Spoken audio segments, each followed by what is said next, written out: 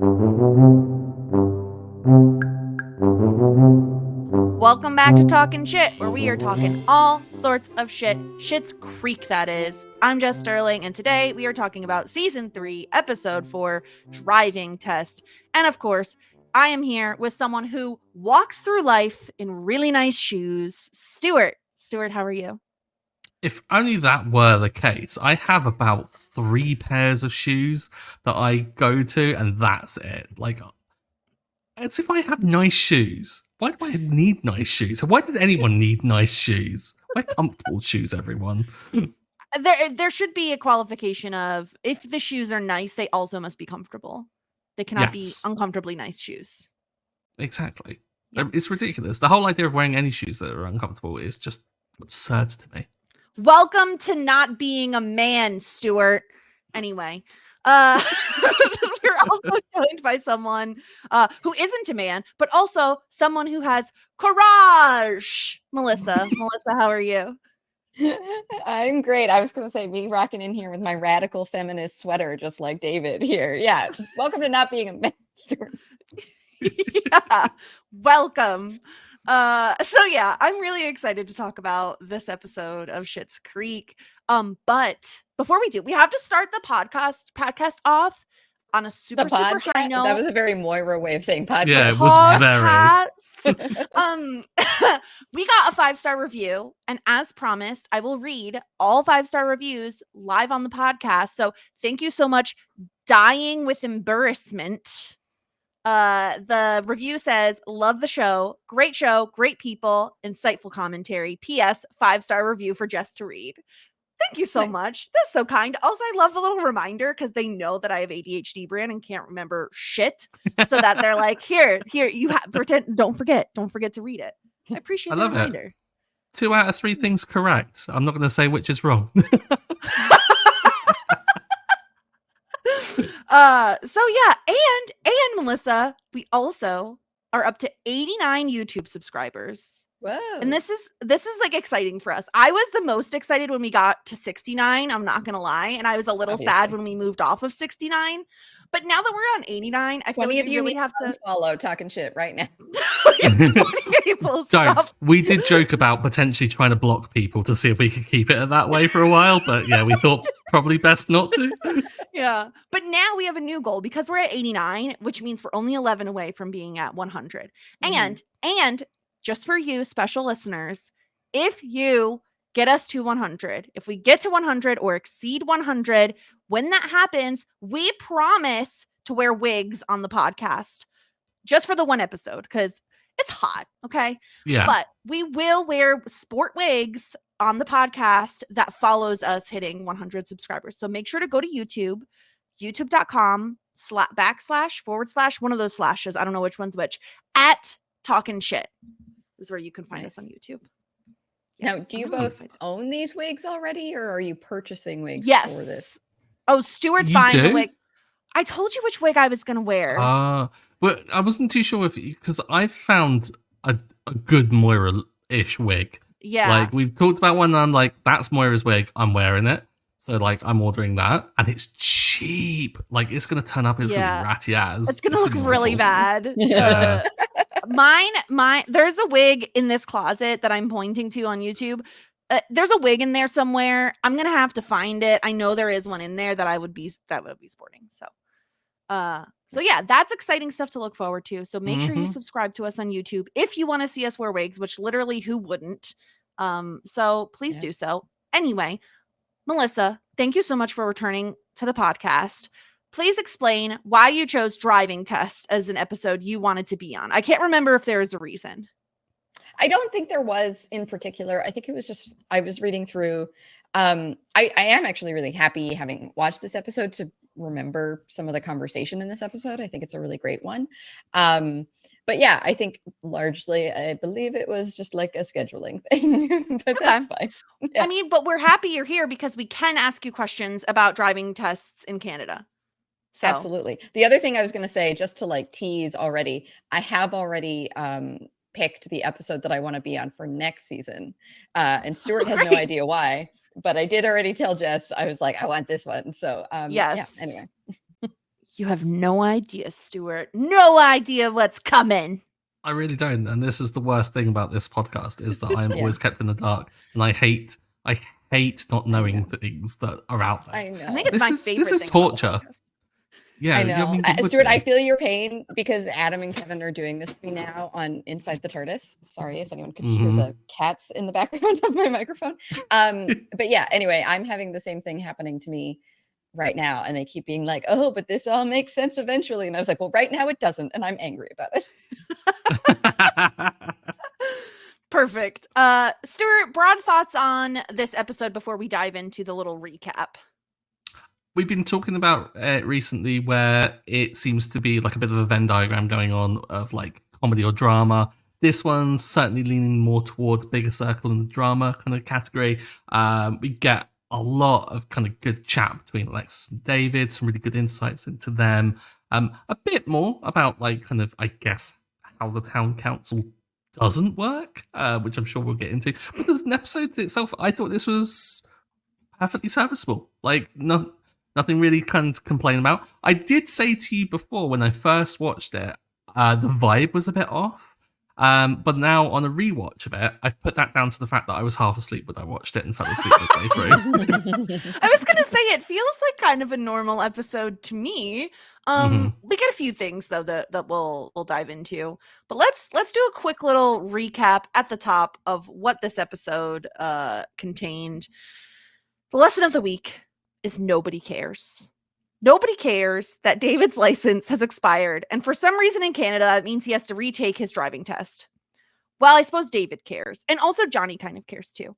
But Alexis and David learn a little bit from one another this episode as David learns that people simply do not care about what you're up to, and Alexis learns that even while she was flitting from country to country, taking driving tests in burqas, David cared for her and worried about her well-being. Meanwhile, Moira and Johnny care about Stevie possibly selling the motel, though they care because it would mean they'd be homeless. Moira attempts to get some money from town council to help her out, but when that fails, she suggests that Johnny take on the motel as his next project, seeing as how he pretty much has nothing else going on. And by episode end, Stevie and Johnny are partners in the motel business. Very exciting stuff. Stuart, you had made a little guess last week that it was going to in fact be David who was going to be a partner with Stevie with the 40 grand minus 6 grand or so. So what did you make of Johnny becoming partners with Stevie? Makes so much more sense. Like, I think that it gives Johnny something to do finally, which is really great. I think, and a dynamic that I never really considered was the one that came about from the very end, where Stevie just like rushes him and gives him a hug of just like, oh my god, thank you. And it's like, oh, I see this dynamic going on here. She's going to be almost like a surrogate daughter in a way, and he's going to kind of get all that kind of fatherly energy that he doesn't really get from Alexis from Stevie. And I'm kind of here for it. I kind of like that. I think that kind of gives me the warm fuzzies. I love that we get a kind of broader kind of mix of characters like mingling together. Like Johnny and Stevie have had some really kind of funny scenes when it comes to him being the real kind of straight guy to Stevie not giving a shit about stuff, which has been great. And so to get more of that is going to be brilliant. I'm really not against this. I really love this idea. Yeah. Melissa, what do you think? It's such a cute dynamic. I agree. Like that hug at the end. Honestly, there's like a few different moments like that in this episode of two characters having these like kind of little moments of connection. And because the Alexis and David one also really stands out for me. But I agree that this like Johnny Stevie dynamic, I'm so excited to see it going forward. There's such a fun like couple of personalities to play off of each other. And I think it was such a sweet moment for Stevie to really like let her guard down, right? She's got this like really tough exterior. She's, doesn't seem to rely on other people easily. And this was her like really admitting, I have no idea what I'm doing. I need help. And Johnny answering that, right? Like to be vulnerable and then to actually have someone be like, it's okay. Like I can help you in this situation and not do so out of some charity to do so because it's like, yeah, no, this is like, this would be a good thing for both of us to do, and I can help. I have this knowledge that I can impart, and you don't have to be alone in this, and we can keep this motel, which I think secretly, kind of means a lot to Stevie. I don't think she wanted to sell it. So yeah, I love it. I'm all here for it. Yeah, I especially love like the way in which this all goes down, where it's kind of Moira's doing as a result of her not being able to get the money from town council, that she's like, no, but John, you look so excited about this. You should definitely not drop this and take it on head first. Like, I think that's great. And I've been waiting for us to get here, Stuart, like simply because I feel like this is kind of the turning point for Johnny as a character. In terms of he's had a really rough go the first 2 seasons, right? Like trying to find a job. Everyone else is like actively involved in things, and he seems to kind of be floundering a bit. This is kind of I think this is the jolt that he needed, because like he says, he does have experience running a business, not a motel, not necessarily the hospitality business, but he knows what a ledger is, that's a start. He knows how to maybe do some of the paperwork side of stuff that Stevie doesn't know how to do. And I totally agree with you, Melissa. This duo, I really love in scenes together. I think I'm just excited for what's to come, and I'm not going to spoil anything for you, Stuart, but I love the Stevie hug moment, because we don't get to see that a lot. And I view Johnny as like almost like a surrogate father for her in a way. And so I think getting to see that dynamic is going to be a lot of fun. Yeah, I think it's great to give Johnny some real purpose. Like, he's had some real stinkers of ideas when it comes to businesses. And so giving him a more traditional business to follow, one that does kind of have paper ledgers and paperwork for like all the accounts and things like that, isn't too modernized, I think it's going to kind of lend itself to perhaps Johnny's earlier days of setting up the business and stuff that he'll maybe like kind of slip into. So it's great to give him some like a proper direction. Yeah, can't complain. This is lovely. Yeah, it's perfect. And I also love that it's on the heels of like, we could be homeless, like, and yet also we're very concerned about the drip in the sink. So like, I don't understand, Melissa, how they're hearing the drip. Like, they must only be hearing the drip in their own bathroom, because it shares a wall with David and Alexis's bathroom. Unless they're like sitting in their motel room with the door wide open and Alexis and David's bathroom door wide open. How are they hearing this drip? Yeah, that's fair. Because like my bathroom, I sometimes it's the main spot where I can like hear my neighbor next door, and I think it's because like the vents of both of our bathrooms like must feed into the same system, so I feel like sound like travels through the vent that way. So like I think either one of us could probably hear when we're playing like music when we're having a shower or something. So I assume that's what's going on. It also could just be a bit of like, I don't know, the Roses being a bit delicate sometimes and being overly bothered by things. No, you don't say. You don't very say. possibly. I mean, you say that as if it's really like unreasonable. I'm there thinking, I'm completely them. If I could hear even the faintest sound from a neighbor, I'm just like, what is that? What? And I go full like I don't know what it is. I see red whenever I hear like noise from other people. It's really bad. But like stomping neighbors, anything like that, I kind of go crazy. My neighbors recently just had a baby, and thank God they're like 3 walls away from me, because like we've got a hallway in between us. So I'm like, I'm not hearing any of it, because crying babies would be the worst. But a dripping noise is repetitive. It can echo, especially if you can get like the pipes. This should be Stevie's top priority. I'm sorry, sort the financials later. Fix the drip. And also, we've seen from like early episodes how bad drips can get in this motel. Like, Johnny woke up soaking. It's true. Yeah. Also, I don't know if in Canada or in the UK they had Angela Anaconda. Is this ringing up? There is like a children's show named Angela Anaconda. Was it like with the cutout like photos in South Park style? Yeah. All I think about when I hear about drips is there's this episode of Angela Anaconda where there's a drip in her bathroom and it keeps waking her up. And so it like the whole episode is about getting the drip fixed, and then finally the drip is fixed and then she can't sleep because it's like, that was like her white noise. So I don't know. It just reminds me of Angela Anaconda. I think Angela Anaconda is the perfect show to like show our very slight age difference, Jess, because it was one of those shows that I like was aware of, but I don't think I ever watched it. Yeah, you like just missed it. Yeah. So that's what Moira and Johnny are up to. He eventually does fix the drip. I don't understand how in fixing the drip he swapped which side is hot and which side is cold. That seems kind of impossible.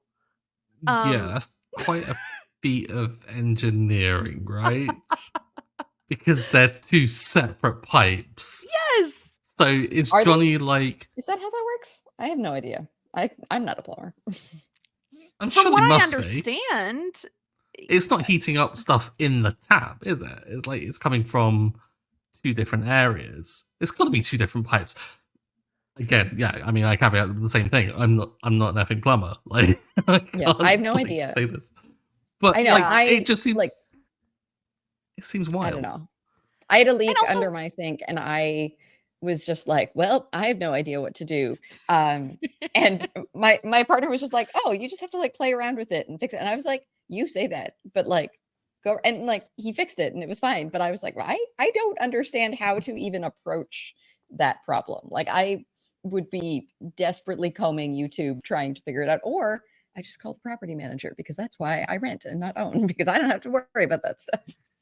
Yeah, I would assume it was something like a broken washer or something, but that's as intricate of detail as I can get into. My bigger question is, why is Alexis keeping her hand under the piping hot water? She's like, "Ow, it's burning me. Move your hand." I was actively annoyed with her. Yeah. I was mildly Bless you.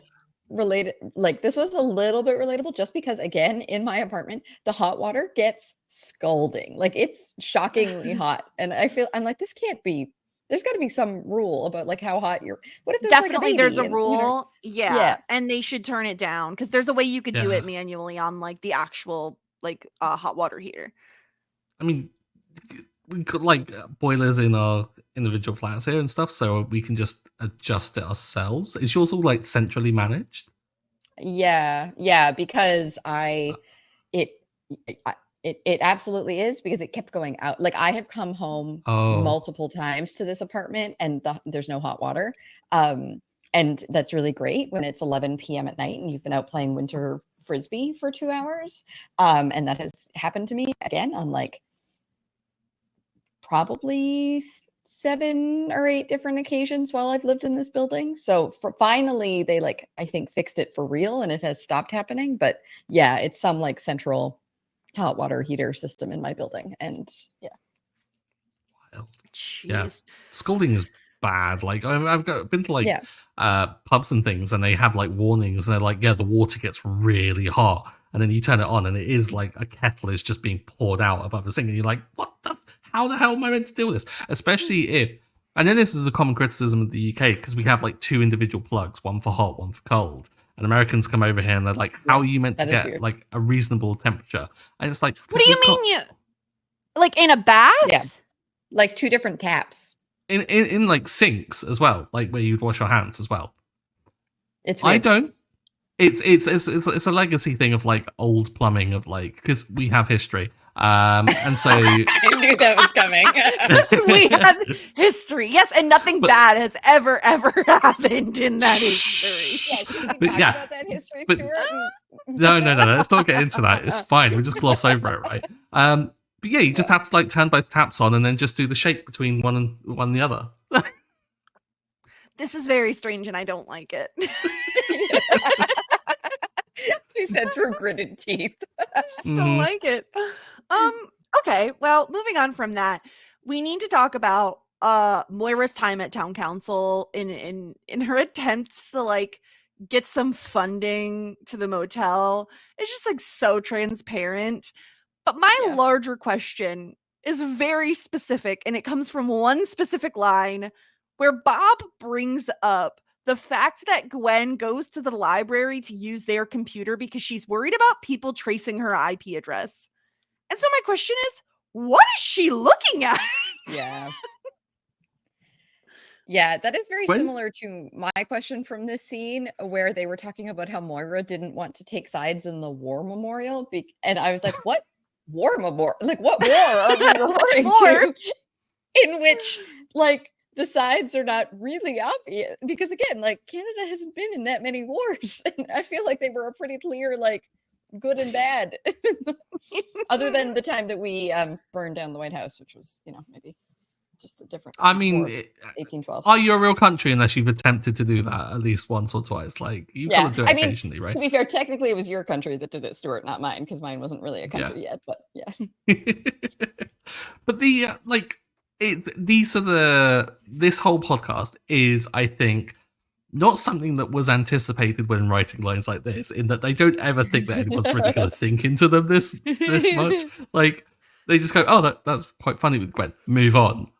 But if this develops into a thing and it turns out that Gwen is some absolute internet fiend that's like, I don't know what she could be doing on the dark web, like whether she's trading guns or something, like Gwen could be an absolute fiend for this kind of stuff. Who knows?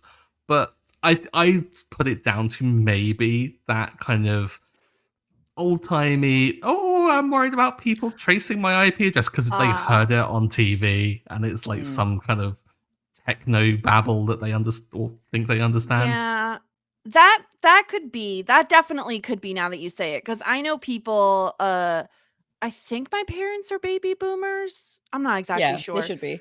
Okay, I was gonna say in that age range, I know people that are like who will not get things like, in New York it's called Easy Pass. I don't know what it's called other places, which basically is just like a thing that you could put money on to get on toll roads without having to like bring cash or a card or whatever, because they're like, the government will know where I've been. And I'm like, well, what are you doing? Like, where exactly are you going? Like, are you committing murders and you're worried that they're going to catch you with your Easy Pass? So there are people who are like that, I guess. But, you know.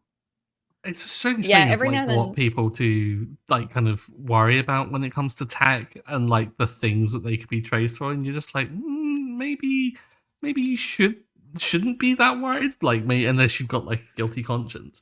Like, but then I love the fact that they worry about getting tracked through Easy Pass, but they drive around a vehicle that has a license plate and like can be tracked from cameras here, there, and everywhere.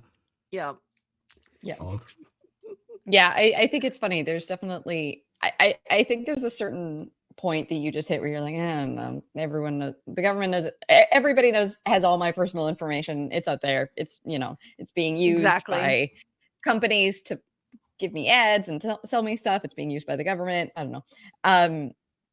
But I do think it's, I'm signing up for like a Nexus pass so that I can cross the border quicker. So like it's not just my government, your government will also have all my like access to my fingerprints and all this stuff. So but yeah, every now and then I find there's this like funny like thing with the technology. My mom used to like turn the data off on her phone anytime she wasn't using it, because she was so used to having like this very like limited amount of data. And I was like, if you're not like actively surfing the web or like watching videos or whatever, I was like, you could just leave it on. You don't have to like turn it off, like turn it on, send an email, turn it off again. Like every single that time. sounds awful. She was being so precious about it. I was like, it's okay. I know. I remember those times though. Like I remember when I had a flip phone, like if I accidentally went on the internet, which I did occasionally, because it would just, you'd click the wrong button, it would charge us on the phone bill, and I knew I'd be like, oh, I'm gonna get in trouble. I accidentally clicked the internet button again. So I get that, but yeah, times have changed. Yeah, I mean, I still have that when I'm in the States. I like am just now finally signing up for a phone plan that gives me calling in the States, just because I'm down there so much. But I have this like, if you want to use your data, we'll just charge you this like one-time daily fee, and it's like $12.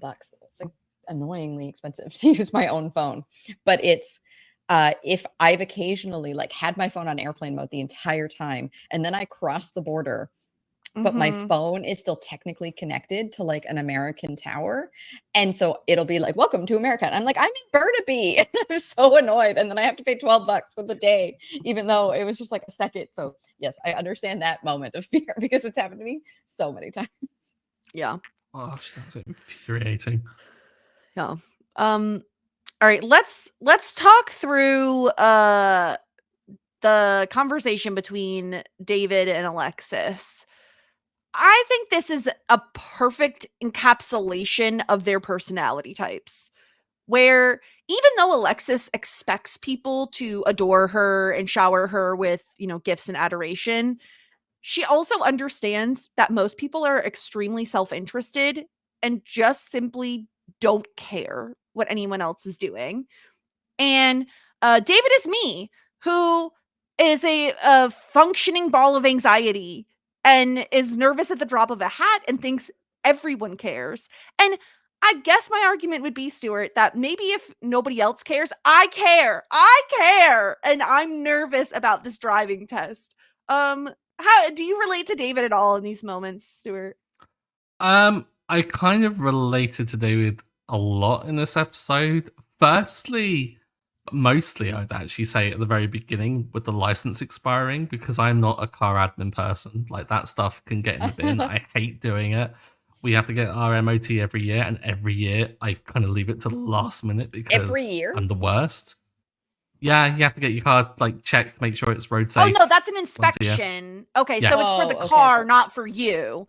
Oh no, not for me. No. Like, once you're licensed, yeah, they don't give a shit. They'll just let you drive around and do anything until you're like 70 something, maybe 80. And even then, that like old people still just drive around and they can't see anything. They're just like driving into Ours kids is the and same. Like, you whatnot. have to get it renewed every like 10 years or something, but it's not like you don't do the test again until we have to get our license renewed, but you just send off a form and then they'll just send it back to you and they're like, is your address the same? You go, yeah, blah blah blah. Yeah, well, that's where I was confused, because in the US it's very similar to what you were saying, Melissa, where it's like every 10 years you need a new driver's license. Usually you got to take a new photo, whatever. But at least to my knowledge, if you were to let your license like lapse or expire, actually I did this once. It was an accident. I didn't have to retake the test. Like that, maybe after a certain amount of time you have to. I would assume, like, if it's been multiple years or something. But David's just expired, didn't it? Like, why did he have to retake the whole test? Is this a Canadian thing, Melissa? So my guess is, so the way that it worked when I was taking my driving test, and again, it's like provincially different here, so I don't know what the rules are in Ontario, and I also don't know what the rules are now. But at the time, we took the written test and got our learner's permit, and that allowed us to drive with somebody else in the car who had their full license. And there were restrictions on like how many other people you could drive and all this stuff. And then after a year or 9 months, if you like paid for driving lessons, and after you'd driven like a certain amount of hours, you had to like track all the hours you'd driven, you could go for your N test, which was like your like new driver license, and then you could drive on your own, but you couldn't drive more than like one other person in the car. You can't drive after midnight. There's like all of these rules, and then you have that for 2 years, and then you can go for another driving test and get your full license. So my guess is that he had his N permit and that's what expired. So for that, yes, I think you would have to go and like redo the test again. I don't totally remember. This might be being a bit changed just for the comedy of it. Because I was very on the ball about getting my full license because I wanted it really badly. My parents tried to like be like, you don't need to learn how to drive. And I was like, no, I really do. We live in, farmland where the buses are not good. And so like I've had my full driving test basically like as long as I could, which is 28 years now. No, 18 years now. I can do math. I was going to say, Melissa, how old are you? No, 18 years. It's fine. Still. But anyway, so that would be my guess, is that he sort of had the new license, but not his full license. And so there's like a test involved in getting it at that point. But yeah, anyway, I don't know. I've never failed my driving test. Also, this like repeated failing of the written test was very funny. I know it happens. I feel bad for people with like severe test anxiety, which David clearly has, but it's like really not that hard from what I remember. Yeah, I don't get the test anxiety. I did fail my first like practical driving test though. I was livid because basically this show brought back up those feelings because the exact same thing happened in my test. So we had a thing that was it was like a new thing that they had introduced called independent driving, where they will say, right, I want you to drive me towards this town or this location, and just you get us there and whatever. And so I was doing that, was all good, all cushy and everything. And then they kind of took back over and they go, right, now we'll like give you instructions of where to go. And I was like, okay, perfect. And he goes, make a turn. And I went left or right. And he goes, I told you. And I was like, no, you did not. Left or right. And also, you're meant to clarify left or right. And he refused to tell me. I got flustered and then was just like, right, okay. So pulled out, tried to do everything, and then, yeah, he failed me. And I was like, you son of a... And then when it came to having my second attempt at the practical, I went in for it, and I had the same instructor, and he was in such a better mood. And the only difference is that the first one was towards the end of the day, and the one that I had him for was the first one of the day, which doesn't really kind of lend itself to the conspiracy theories that they have a set quota per day of failure rates. Yeah. And so I was like, well, I'm good. So, yeah. I was so angry, though. I was like, you motherfucker, I've got to drive to work next week. That's wild. Yeah, I mean, there was the only thing I'll say about, like, because obviously it's different everywhere. And in the US, it's different state by state. But for us, when I took my driving test, where I lived, I could either go to like the DMV that was a more rural area, or I could go to the DMV that was like in the city of Albany. And everyone knew, no, you go to the one in the rural area. It's less scary. The streets are wider. Like, you know, it's just an easier way to pass. And I did pass on the first time, though I will say I definitely screwed up. No, they didn't even make me parallel park, actually, which is kind of wild because I remember that was the thing I was most afraid of, which asked me the last time I freaking parallel parked. Like, you just, I just don't have to do it where I live. It's super rare to have to parallel park. Yeah. I was going to say, well, now I have a backup camera too. Yeah. It's very funny. My brother, whenever he comes to visit me in the city, like refuses to parallel park. So he will drive around like for like a 10-block radius around my home looking to find somewhere that he could park. And then he complains to me about there being no parking available. And I'm like, there's literally parking outside. You just won't park there because it's parallel park. It's too difficult. I only had to parallel park behind a vehicle. Like I wasn't parking like between two vehicles. So I remember feeling like I got away with something on that one. But now I parallel park all the time. I was driving students the other day. I'm like coaching a university team, and we had to like switch practice fields, so I like drove a bunch of them to the new field, and I like parallel parked a car, and they were all like impressed, and I was like, yes, well, I did not get my license 2 years ago like all of you. I've been doing this for a while. Yeah, parallel parking is the worst. So suffice to say, sharing that anxiety with David, but back onto the conversation, I kind of am a little bit like David in that sense of like, I always worry what other people are thinking about me, but I can, like, Alexis is totally right in the sense that like people are too selfish or too consumed. But here's the thing that I don't think was fully addressed is that yes, a lot of people are like Alexis in that they are too consumed themselves to like see other people and like kind of care about that. But then there are those people that are just big balls of anxiety that do obsess over kind of other people, but they're obsessed with themselves and not others to like give a crap about other people. So Alexis was totally right in this conversation, which was endearing because I thought maybe she might kind of go down the route of giving really bad advice and then making the anxiety kind of build, and then we get David having a meltdown during the test, which I was really kind of dreading. But this was, in a weird way, quite sweet.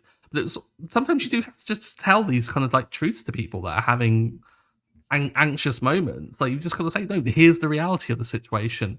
Take it or leave it, kind of thing. And I don't know. Yeah. I don't know if it's necessarily the best. It's so fascinating. I really love the conversation between Alexis and David. I love that he goes to Stevie before even considering asking Alexis for help. I think that's just like shows what David and Alexis's relationship is like, where sometimes you can be best friends with your sibling and sometimes you hate them. Like that's just the way it is. And we get more of her backstories on like, oh, I have my driver's license in like a bazillion countries. And he's like, isn't that to transport people? She's like, I have a lot of people to move, David. Like, she's had these wild life experiences. Go ahead, Melissa. Oh, I was going to say, I have questions about this. So I looked it up. The Class F license that she has in Ontario is needed to drive an ambulance or any bus with seats for 10 or more passengers, but not more than 24 passengers, and not a school purposes bus carrying passengers. So I was like, is Alexis involved in like human trafficking? Like, what is she moving? That's what I thought. For? Certainly could be. I mean, I've got to say, I looked it up as well, but I looked up what an F class in the UK is. And I certainly don't think that she was using it for our purposes, which is agricultural tractors. So, I don't know. She's got to be human trafficking, right? Like, that's the whole business that she was, I think, perhaps caught up in herself. Like, maybe she was trafficked, and then, I don't know, it's a way of getting out. She was like, I'll do a bit of trafficking, and then I'll get out of it this way. But the whole, I love these stories that we get from them of just like the emergency passports, the colored contact lenses, all the different kind of like scenarios that she gets in. I love that Dan Levy loved writing these, and that is just kind of did one and then kind of wrote more and more and more. I'm just hoping, and I hope I don't get kind of disappointed faces here. I hope we get something of an Alexis flashback, or at least some more lore into this, because that ties it all up, because I love it. If it stays as these kind of throwaway comments, I won't be disappointed.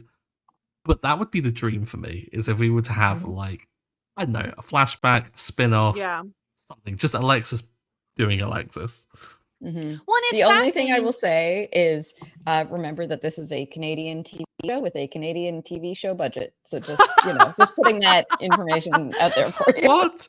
So I'm not going to see like Liam Neeson Taken style version just with Alexis. What? This is the worst. I quit.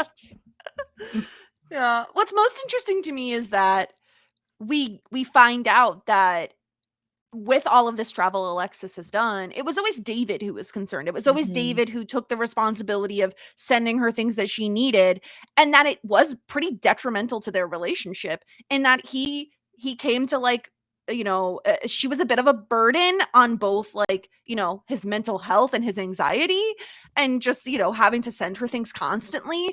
It was a lot for David. And I love Annie Murphy's tiny little smirk as she's looking out the window when she realizes that David like cared. He's like, I cared. It wasn't mom and dad. It was me. I was the one who was always scared for you.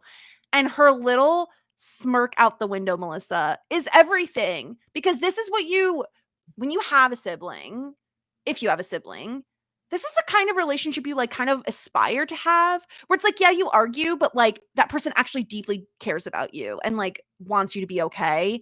And I feel like Alexis has always felt a little bit of a distance between her and her brother, and not really knowing why. Similarly to what we got with Moira recently, she's not really understood why there was that distance there. And so to understand it was because he was terrified that something bad would happen to her. And, because he felt like he cared more than she did. I just loved her little smirk outside. I loved it so much. Honestly, I think this is an episode that you could show someone really randomly and be like, this is what Schitt's Creek is. And this is what Schitt's Creek does so well. Because I think that it was funny, but I also think that this conversation is just such a pinnacle in terms of, this like really intense dynamic, but this very heartwarming and sweet outcome. And I think there's like two parts to this conversation, and I don't want to like, I want to give each their flowers, because I love the initial conversation of you know, you don't have to be so anxious all the time. Like, not everybody is thinking about you as much as you think they are. And this like back and forth where like Alexis is like, oh, you know, you don't have to worry. David's like, you've had everything just easy and handed to you. The line about I walk through life in really nice shoes. And then basically Alexis saying to David, like, you have also had it very easy. And David's like, no, no, I haven't. And it's one of those things where like, I feel like they're both right. Like, I think Alexis is saying like, you get things handed to you that many people, you know, Alexis is well traveled, right? Like David gets things handed to him that so many people don't get. And at the same time, I think David has spent a lot of his time propping up Alexis and making sure that she has had things that she's needed and hasn't always kind of felt the full consequences of her actions. And so like I absolutely, I don't think either of them is like wrong in this conversation, which is so lovely, right? It's so great to get to witness a conversation between two characters, be like, I absolutely understand both sides of this conversation. And I don't think either one, from the perspective of that character, from the experience that we know they've had, I totally understand why that's their perspective of the situation. And then to go to the second half of it, where Alexis, and I think it's kind of brave of her to say, like, it hurt me that you went to Stevie before you went to me with this, that you always kind of go to somebody else before you come and ask me for help. And this very lovely conversation where David said, like, it was, you know, this line that you called out, right? It was me. It wasn't mom and dad at home worrying about you. It was me. And I was the one, you know, and Alexis is like, well, I didn't need your help. And he's like, but you did. And I did help you over and over again. And yeah, this like smile at the end when she's feeling that, and understanding that her brother has always had her back, even if their like actual dynamic has been tense, I think is so sweet. And yeah, it's one of those things. Like, I know for sure my brother would always be there for me, just in the same way I would for him. And, you know, it's something that I think is really important in like a good family relationship, right? And it's one of those things where like, if people aren't doing that for you, they don't need to be in your life, right? Like I think it should be the expectation, and it's just very lovely. Mm-hmm. I think the whole conversation and the way in which, like you've pointed out, is that both can express their points and both can be right in the same kind of thing, speaks to the quality of the writing for this. That I've said continually that other sitcoms I don't think would do. They wouldn't have. They'd follow a very kind of simple writing trope route of having a kind of a side to take and a side to go up against. But for them to both express this, do it so in a way that they get out what they're feeling, but they don't do it in an attacking way. Like, it's not like, I did this for you, you owe me this. It's more, I did this for you because I care about you, and I do worry about these things. So that adds truth to what I'm saying here. That it's just good. It's just great, good juicy writing. I love it. Mm-hmm. They do a really good job at weaving comedy with emotional backstory and character development on this show. And I mean, that's a feat in and of itself. You only have 20 something minutes. Like, there's not a lot of time to be able to do all of that. And small scenes like this just remind me how good this freaking show is. I love it so much. Anything we missed before we go on to feedback and ratings? Anything from the episode either of you wanted to bring up? The beginning, with them all kind of like having the jostling over who's actually taking the car out, was just, we knew that was going to come at some point. Yeah. Like, immediately the moment they got the car. And I loved Moira leveraging her relationship with David and just being like, David, would you like to drive your mummy to town hall, please? I was just like, just such a manipulation. It's brilliant. Moira was just on top form this episode for being Moira. Yeah, I wanted to shout out a couple lines from Stevie around the motel stuff. First, where she talks about that she's the owner of a very sad business with one underperforming employee. Like, absolutely killed me. It was so good. And then later when Johnny's like, you know, it's that first idea. You just have to go with the first idea that comes to you. And she's like, well, I did think I could charge full price to the long-term guest. And Johnny's like, or the second or third idea. You know, those are the real keeper ideas. That it was just two moments that really made me laugh in this episode. Yeah. Oh, I love it so much. Also, Johnny's first attempt at fixing the drip. Mm-hmm. What is wrong with this man? Put a bucket under it. Like, I don't understand. Maybe I guess then you'd hear it hitting the bucket. I don't know. A But like this sandwich bag? Yeah, it's gonna be bad. It's gonna explode or it's gonna fall and then break open and then you're gonna have a whole spill. Yeah. And David's test teacher, the DJ on the weekends, and his sounds was it too hardcore for this area or something? I was like, oh, we've all known an aspiring DJ or known of an aspiring DJ in their lives, I'm sure. They are all so the same. They're all cliches and I love it. So funny. In small town Ontario too. No one appreciates the sound, man. Yeah. All right, well, let's get into some feedback. We heard from Jared, who says that in his opinion, a subtly good episode for Alexis. While you can't tell a person to just not be anxious, she gives David some mostly great advice, and Annie Murphy's sly smile at the end is perfect. Moira also has some great advice in this episode. We really are all just faking it. I mean, lends itself, like, there's truth in the whole fake it till you make it kind of mantra. It's like you believe in something and you start acting like it, and then things, I don't know, I hate to call it manifesting. I think that that's a bit too woo-woo, but I think there is an aspect of kind of generating stuff for yourself if you do act like it. Yeah, truth to that. Certainly, especially in things like interviews, right? Like confidence is just key. So even just pretending like you have everything is fine to a certain extent, I think is like really helpful. And I mean, listen, we all need to have a little bit more of this, as Moira says. Courage! One more time? Yeah, you got like half of that? Arsh! Courage! Courage! That pronunciation. I couldn't not pull it. Because, like, I remember the first time I watched this episode, I was like, what did she just say? Did she say mirage? Like, what did she say? Moira's like eloquence is becoming just one of my favorite things as well about this. Like, she drops some like really interesting words that even like I'm looking up and going, what is she on about? Like, is it the largesse or something, or like referring to the amount of money that they have to like give to the town council? Yes. Like she just drops these words out of nowhere. And again, to complement the writing, I think a lesser sitcom would have it be wrong. Like, I think she'd use them out of like in the wrong context, but she uses them perfectly because, of course, Moira is well versed in great language. She's an actor. She knows what she's doing. All right, let's get into our ratings for Simply the Best this week. Melissa, let's start with you. Who was Simply the Best? Oh man, it's tough, right? Because there's some really lovely stuff here. I'm really waffling. I think I'm going to give it to Alexis. And I think it's largely for, first of all, like the advice to David at the beginning. And then I think it's for basically like having the courage to then bring up like, hey, why aren't I'm we sorry, supposed to- wait, what did she have? The what? Courage! Yes, that.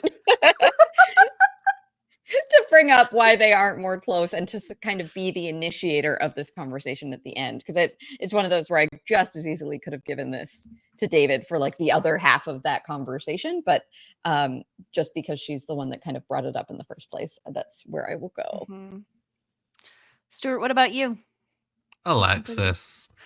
I'm at the point now where I'm not even gonna hide the fact that I think Alexis is my favorite character at this point.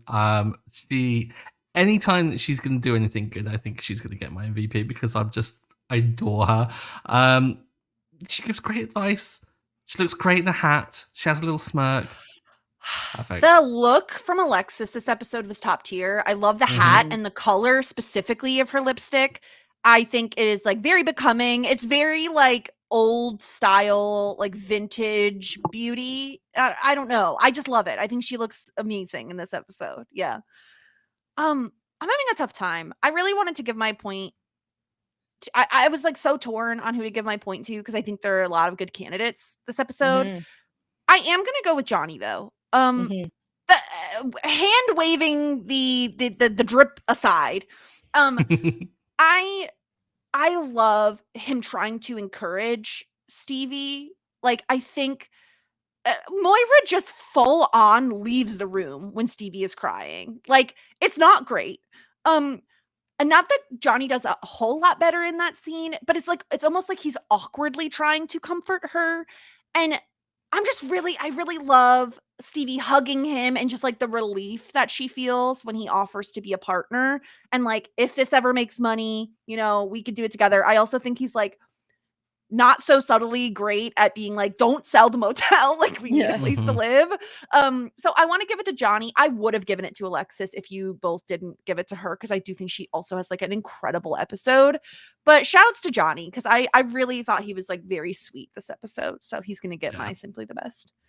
As for Disgruntled Pelican, I feel like this is a tougher episode to give out a Disgruntled Pelican point on, because no one does anything horribly offensive. Like I'm certainly not gonna penalize David because like he has test anxiety. I get that. I have test anxiety, you know? It's not fun. It's awful. And I understand where David's coming from. I think I'm actually gonna take away a point from Moira, and I feel bad doing it. But also, I think she's not nice to Stevie this episode. Like, she sees Stevie crying, and she's just like, "Oh, must be boy trouble," and then she like leaves. Like, I love the speech to the town council about John and I wrapped our arms around her, metaphorically speaking, of course. Yeah. Like just Yeah. like as if she would ever hug a person. I just feel like she's kind of the weakest link, and her pretending that like she did such a great job in front of town council. Like there were many questions, which shows engagement. Like, no, it was bad. It was really bad. And you're trying to like gaslight Johnny into thinking that like, oh no, this is actually great because this is a great step for you. Yeah, unfortunately it has to be Moira this episode. I don't like doing it, but she will be my Disgruntled Pelican this week. I love the line from her of "We all know or are people that live at the motel." It's like, yeah, it's ridiculous. Stuart, what say you? I don't know. I mean, you make. I say I don't know. I've got a name in mind, but you've made some really good points about Moira, and I'm being swayed a little bit. But I'm going to stick to my gut, and I'm not going to give it to Moira. I'm going to give it to Ray. Because Ray was a predatory estate agent, or a realtor, as you may call them in the US. Don't try and get someone who is grieving and stressed to sell a property because you can make a quick buck on it. That's just outlandish behavior. It's horrendous. And as someone who is deeply at war with the London housing market, absolutely just the worst case. Like I'm not going to tolerate this behavior. This shouldn't be allowed. Ray's getting it this week. Wonderful. Melissa, what about you? yeah, I'm also gonna say Ray. I debated Moira a little bit, but Ray was also where my mind went. Yeah, this like line of his about, yeah, it's an excellent time to be selling a motel. Like he's just saying that, right? He's absolutely lying to Stevie through his teeth. And then even then this like snarky line at the end of like, when this fails for one of the many reasons I've already said, or whatever. It's like, get out of here, Ray. Go do something else. Yeah. He was also like incredibly horrible to Johnny as well, and like was bringing up the fact that he like has no money, has no like experience, whatever. Then Johnny's like puts him in his place quite rightly. But I was like, Ray, this is really underhanded. Like, what are you doing, buddy? You're meant to be one of the good guys. I think I've given you MVPs before, Ray. Stop it. All right, wonderful. Well, Ray, you heard from us. Stop acting like a disgruntled pelican. Let's move on to our wig watch. Although it isn't quite a wig we will be talking about today, Stuart. You have brought something to the table that you would like to discuss. Yeah, so disappointed that there were no wigs. So I was like, well, I'm going to present something today. I just wanted to ask what your opinions were on the fact that Moira quite clearly dressed up like a horse in this episode with these shoes. That's absolutely what they look like. That's so funny. It's really- horrendous. she Look has at them. They Yeah. are full on hoofs. Yep. Yep.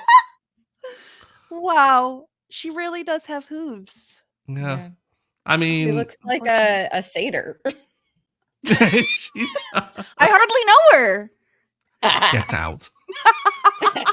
I won't. But a wonderful, typical Moira outfit as always. But yeah, the business binder, like Yep. she means business. Like I love it. Yeah. Yeah, but I had to point out those shoes because when I noticed them, I could not stop laughing. Because I think it's the angle here. You can't see They the, look like the like back hooves. hills. They do look like hooves. But yeah.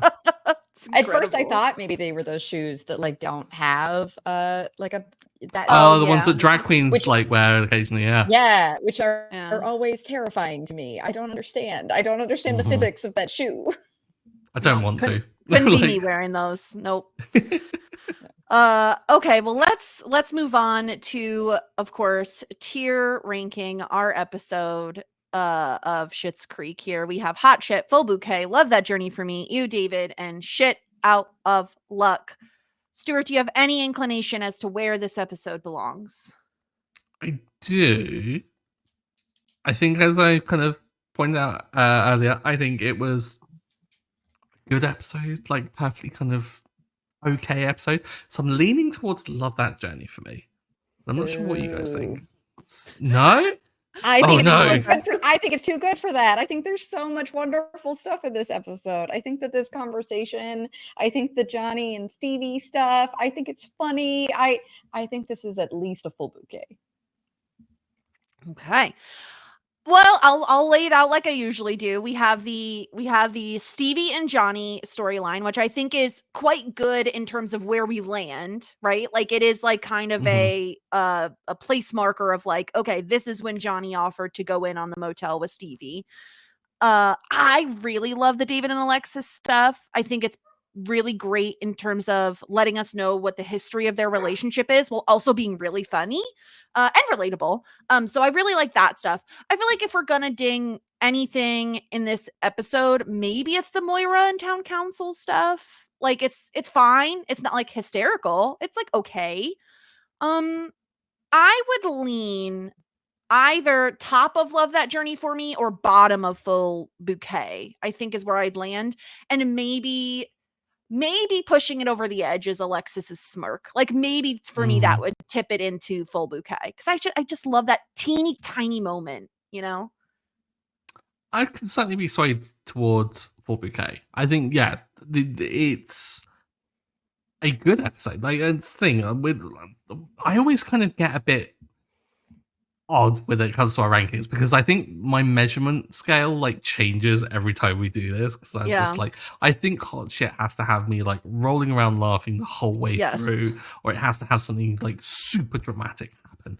And I don't feel like we had either of those. No. But again, I don't want to kind of say that Love That Journey for me is necessarily bad. I think like being It's average. yeah, it's like a good like because I think that like we are having to kind of grade these and that like an average episode for this show is a good episode. But I think you mentioning the town council and like saying that it wasn't necessarily the best kind of thing has kind of swayed me more towards Full Bouquet because I really enjoyed it.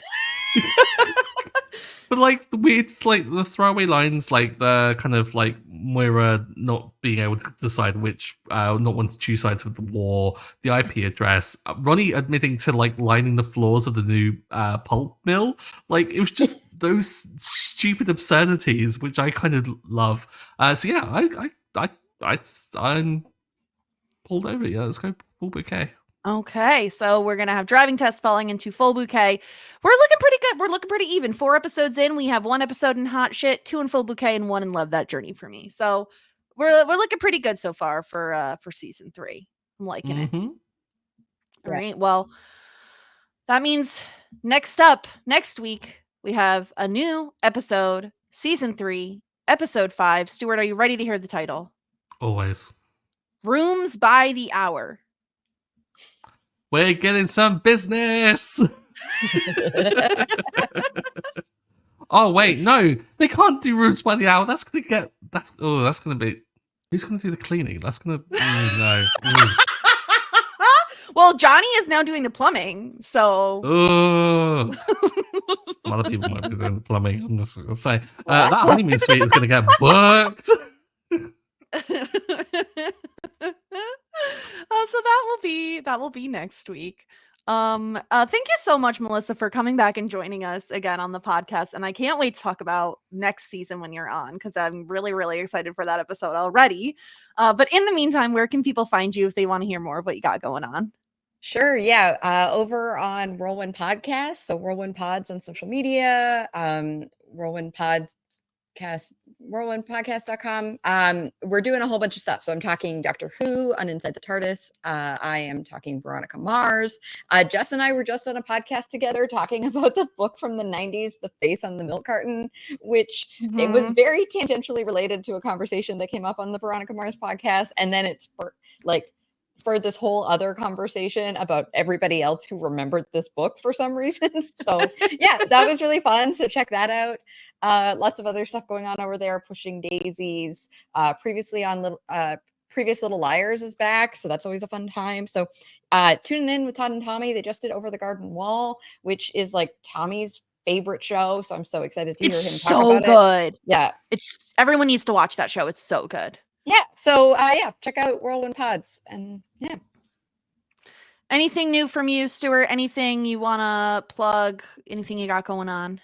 Nothing to plug, just to update people on my binge watching. Went through The Leftovers in 3 days. I'm not okay. I'm still thinking about it. After binging that show in 3 days, what's wrong with you? Yeah, I don't know. I came out of it and I was like, there is some semblance of hope, but I do feel quite bleak. Lovely. What to watch next? And then just started looking up what to watch after The Leftovers. So I have a list of that. But yeah, nothing really to plug. Find me on socials, Stuart Drinks Tea. Harass me on there. There you go. You could find us at Talkin' Shit. Don't forget to leave us a 5-star review so I have to read it on the podcast. And also don't forget to go subscribe to us on YouTube if you want to see us in wigs. In the meantime, you could find me at the Jess Sterling. I'm also over on Shit 90 Shows Taught Me, talking through Buffy, talking through Felicity. We got a lot of fun stuff happening over there. But until next week, this is where we say warmest regards and best wishes.